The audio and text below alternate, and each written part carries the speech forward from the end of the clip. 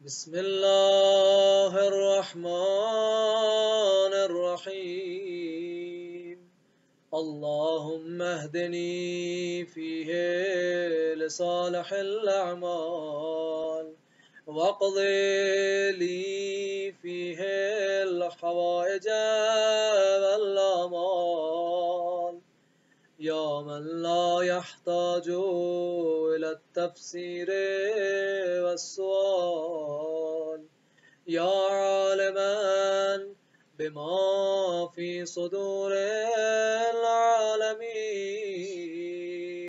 صل على محمد وآلہ الطاہرین۔